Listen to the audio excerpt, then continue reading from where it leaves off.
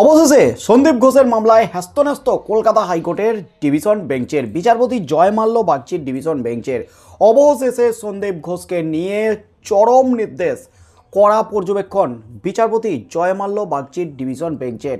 গতকালই তিনি কিন্তু পর্যবেক্ষণে জানিয়েছিলেন যে আমি মামলাকে কবরে পাঠিয়ে দিতে চাই না, আর আজ একেবারে কড়া নির্দেশ দিয়ে দিলেন বিচারপতি সন্দীপ ঘোষ। আরজি করে দুর্নীতিকাণ্ডের অন্যতম master mind Sandeep Ghosh.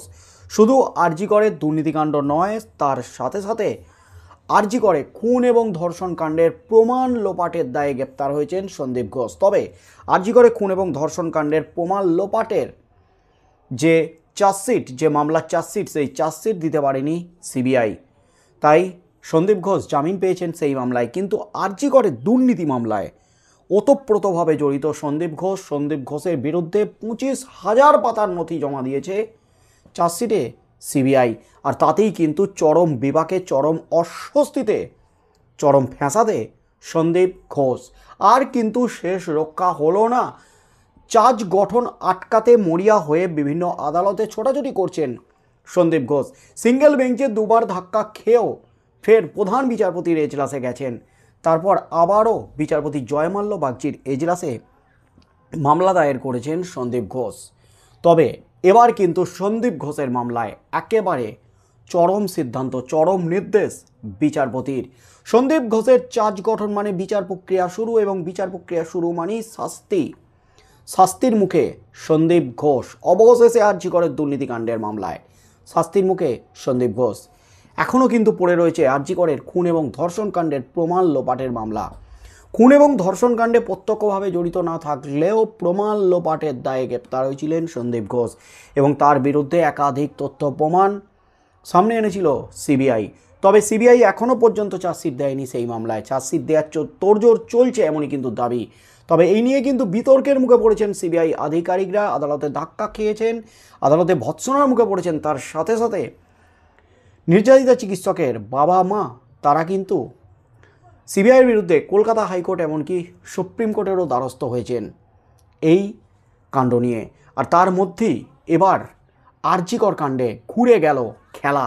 Charge গঠনের আগেই কিন্তু চরম নির্দেশ দিয়ে দিলেন বিচারপতি দেবাংশু বসাকের ডিভিশন বেঞ্চ। সন্দীপ ঘোষকে নিয়ে একেবারে কড়া পর্যবেক্ষণ বিচারপতির। গতকালই তিনি কিন্তু নির্দেশ দিয়েছিলেন এবার চার্জ গঠন হয়ে বিচার প্রক্রিয়া শুরু হলে কলকাতা হাইকোর্টের কড়া নজরদারিতে চলবে বিচার প্রক্রিয়া। কোনো রকম ফাঁক ফোকর যেন না থাকে, দ্রুত শুনানি, দ্রুত বিচার পাইয়ে দিতে হবে। আর তার মধ্যেই আজ আরও বড় পদক্ষেপ, আরও বড় নির্দেশ বিচারপতির। আরজি করে আর্থিক দুর্নীতি মামলার চার্জশিট সিবিআই দপ্তর থেকে আনিয়ে পড়ে দেখতে পারবেন সন্দীপ ঘোষ সহ অন্য অভিযুক্তরা।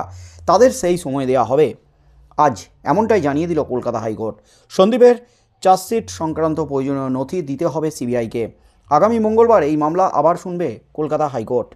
আরজি করে আর্থিক দুর্নীতি মামলায় চার্জশিট জমা দিয়েছে সিবিআই। সেখানে হাসপাতালের প্রাক্তন অধ্যক্ষ সন্দীপ ঘোষ সহ 5 জনের নাম রয়েছে।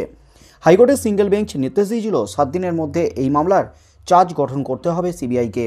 বৃহস্পতিবার সেই সময়সীমা শেষ হওয়ার কথা ছিল, কিন্তু তার আগে চার্জ গঠন প্রক্রিয়ায় গতি কমানোর আবেদন জানিয়ে আদালতের দ্বারস্থ হন সন্দীপরা।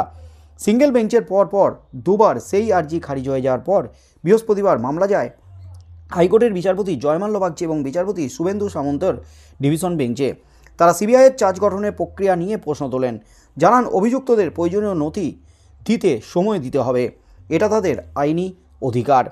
আদালত জানিয়েছে সন্দীপ সহ 5 অভিযুক্তের আইনজীবীরা শনিবার এবং রবিবার সিবিআই দপ্তরে যাবেন। সেখান থেকে চার্জশিট সংক্রান্ত নথি নিয়ে আসবেন। ওই নথি পড়ে দেখার সময় পাবেন সন্দীপরা। নথি যে তারা পেয়েছেন নিম্ন আদালতকে তা জানানো হবে। মঙ্গলবার হাইকোর্টে এই মামলার পরবর্তী শুনানির দিন ধার্য হয়েছে। উচ্চ আদালতকেও নথি প্রাপ্তির বিষয়ে জানাতে হবে সন্দীপদের বিরুদ্ধে চার্জ গঠনের মামলায় সিবিআই তাড়াহুড়ো করছে পর্যবেক্ষণ হাইকোর্টের। আদালতের মন্তব্য, এই আদালতও চায় দ্রুত বিচার শুরু হোক, কিন্তু অভিযুক্তদের আইনি অধিকার দিতে হবে। বৃহস্পতিবারও অনুরূপ মন্তব্য করেছিল আদালত। বিচারপতি জানিয়েছেন অভিযুক্তকে সুযোগ না দিয়ে দ্রুত বিচার করে মামলা কবরে পাঠিয়ে দেওয়ার মতো পরিস্থিতি তিনি চান না। সন্দীপরা চার্জশিটের নথি পড়ে দেখার সুযোগ পেয়েছেন, কিন্তু পর্যাপ্ত সময় পাননি। তাদের সেই সময়টা দিতে হবে। চার্জশিট জমা দেওয়ার পর চার্জ গঠনের আগে অভিযুক্তদের সর্বোচ্চ 60 দিন সময় পাওয়ার কথা। আর্থিক দুর্নীতি মামলায় সন্দীপরা জানিয়েছিলেন কয়েক হাজার পাতার চার্জশিট তারা পড়ে দেখার সময়ই পাননি। এর মধ্যে সিঙ্গেল বেঞ্চ নির্দেশ দেয় 7 দিনের মধ্যে চার্জ গঠন প্রক্রিয়া শুরু করতে হবে। চার্জ গঠন হওয়ার কথা আলিপুরের সিবিআইয়ের বিশেষ আদালতে এবং তার বিরুদ্ধে হাইকোর্টের দ্বারস্থ হয়েছিলেন সন্দীপ ঘোষরা।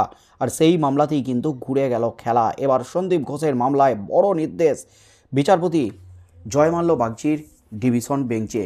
বিচারপতি তীর্থঙ্কর ঘোষের ডিভিশন বেঞ্চে, বিচারপতি তীর্থঙ্কর ঘোষের সিঙ্গেল বেঞ্চে ধাক্কা খেয়েছেন, দুবার ধাক্কা খেয়েছেন। তারপরও তিনি গেছেন হাইকোর্টে, ডিভিশন বেঞ্চে ছুটেছেন, কিন্তু ডিভিশন বেঞ্চে ঘুরে গেল একেবারে খেলা। সন্দীপ ঘোষের চার্জ গঠন বিচার প্রক্রিয়া পিছিয়ে গেল। কলকাতা হাইকোর্টের যে পর্যবেক্ষণ সময় দিতে হবে, অন্তত 60 দিন সময় দেওয়া প্রয়োজন চার্জশিট পড়ে দেখার জন্য অভিযুক্তদের। এবং আগামী মঙ্গলবার এই মামলার ফের শুনানি হতে চলেছে এবং শনি এবং রবিবার সন্দীপ ঘোষেদের আইনজীবীরা তারা সিবিআইয়ের দপ্তরে যাবেন, প্রয়োজনীয় নথিপত্র নিয়ে আসবেন, তারপর সেই সমস্ত নথি পড়ে দেখবেন তারা।